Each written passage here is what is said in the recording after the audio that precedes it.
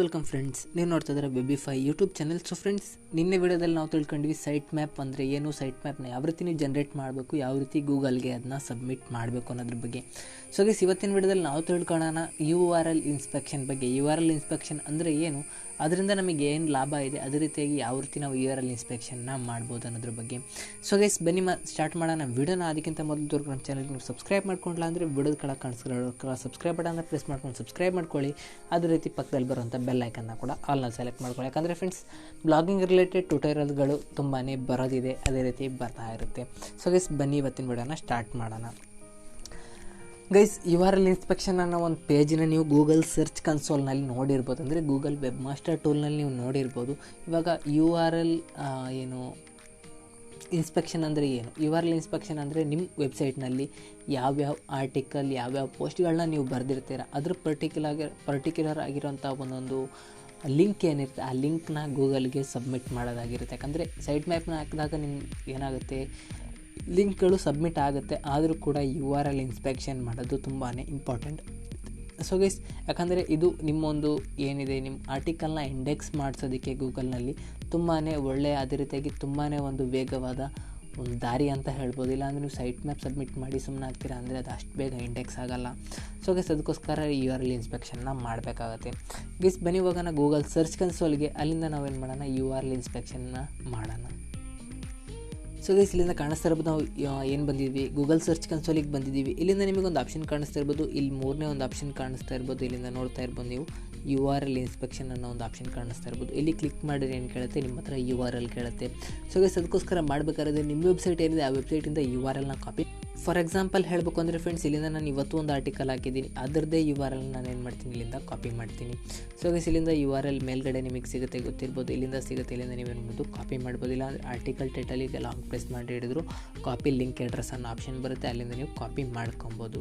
So guys, URLನ copy ಮಾಡ್ಕೊಂಡಿದ್ದ ನಂತರ ಇಲ್ಲಿ URL inspection ಮೇಲೆ ಕ್ಲಿಕ್ ಮಾಡಿ. ಇಲ್ಲಿ ಮೇಲ್ಗಡೆ ಕೇಳ್ತಾ ಇದೆ ನಿಮ್ಮ URLನ ಪೇಸ್ಟ್ ಮಾಡೋದಕ್ಕೆ. ಪೇಸ್ಟ್ ಮಾಡಿದ ನಂತರ ಈ ಒಂದು ಕೀಬೋರ್ಡ್ನಲ್ಲಿ ಈ ಒಂದು ಬಟನ್ ಏನು ಕಾಣಿಸ್ತದೆ ಅಂದರೆ ಎಂಟರ್ ಬಟನ್ ಏನು ಕಾಣಿಸ್ತದೆ, ಇದನ್ನು ಪ್ರೆಸ್ ಮಾಡಿ ಇಲ್ಲಿ ನೋಡ್ಬೋದು ರಿಟ್ರೀವಿಂಗ್ ಡೇಟಾ ಫ್ರಮ್ ಗೂಗಲ್ ಇಂಡೆಕ್ಸ್.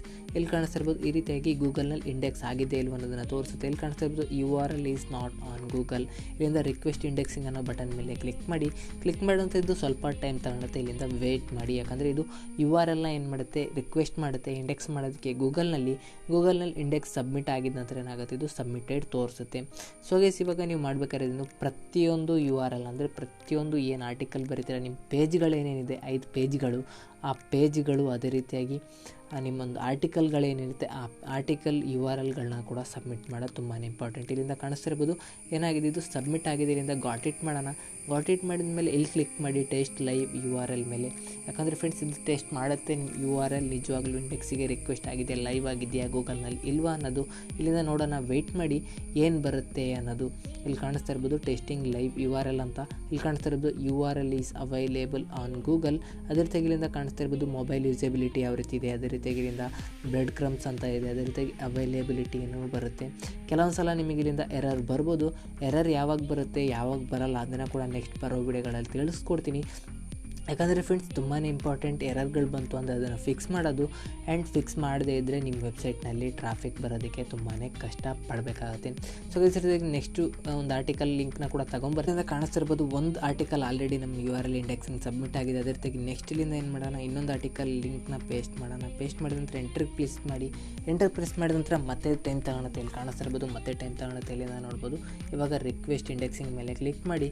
ಇದು ಸ್ವಲ್ಪ ಟೈಮ್ ತಗೊಳುತ್ತೆ. ನಾನು ಫೋನಲ್ಲಿ ಮಾಡ್ತಾಯಿದ್ದೀನಿ, ಸೊ ಅದಕ್ಕೆ ಕಷ್ಟ ಆಗುತ್ತೆ. ಇಲ್ಲಾಂದಿದ್ರೆ ನಾನು ವಿಡಿಯೋನ ಪಾಸ್ ಮಾಡ್ತಾ ಇರಲಿಲ್ಲ, ಯಾಕಂದರೆ ನನಗೆ URLನ ಕಾಪಿ ಮಾಡೋದು ಕಷ್ಟ ಆಗುತ್ತೆ. ಅದಕ್ಕೆ ಏನು ಮಾಡ್ತಾಯಿದ್ದೀನಿ, ವಿಡಿಯೋನ ಪಾಸ್ ಮಾಡಿ ಲಿಂಕ್ನ ಕಾಪಿ ಮಾಡ್ತಾಯಿದ್ದೀನಿ. ಇಲ್ಲಿಂದ ಕಾಣಿಸ್ತಾ ಇರ್ಬೋದು ಸಬ್ಮಿಟ್ ರಿಕ್ವೆಸ್ಟ್, ಇಲ್ಲಿಂದ ಸಬ್ಮಿಟ್ ಆಯಿತು. ಅದೇ ರೀತಿಯಾಗಿ ನೆಕ್ಸ್ಟ್ ಇಲ್ಲಿಂದ ಟೆಸ್ಟ್ ಲೈವ್ URL. ನೀವು ಎಷ್ಟೆಲ್ಲ URL ಎಷ್ಟೆಲ್ಲ ಆರ್ಟಿಕಲ್ ಬರೀತೀರ ಎಲ್ಲ ಆರ್ಟಿಕಲ್ದು ಗೂಗಲ್ನಲ್ಲಿ ಸಬ್ಮಿಟ್ ಮಾಡೋದು ತುಂಬಾ ಇಂಪಾರ್ಟೆಂಟ್. URL ಇನ್ಸ್ಪೆಕ್ಷನ್ ಒಂದು ವೇಳೆ ನೀವು ಮಾಡಲ್ಲ ಅಂದರೆ ನಿಮ್ಮ ಆ ಆರ್ಟಿಕಲ್ ಏನಾಗಲ್ಲ, ಗೂಗಲ್ನಲ್ಲಿ ಇಂಡೆಕ್ಸ್ ಆಗೋಲ್ಲ.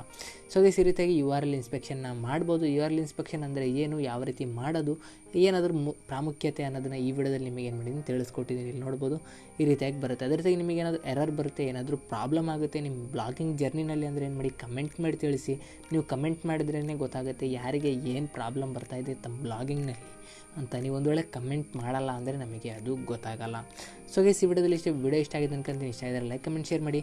ಚಾನಲ್ ಸಬ್ಸ್ಕ್ರೈಬ್ ಮಾಡಲ್ಲ ಸಬ್ಸ್ಕ್ರೈಬ್ ಮಾಡ್ಕೊಳ್ಳಿ. ಸಿಗೋಣ ನೆಕ್ಸ್ಟ್ ವಿಡಿಯೋದಲ್ಲಿ. ಅಲ್ಲಿವರೆಗೂ ಟೇಕ್ ಕೇರ್, ಬಾಯ್.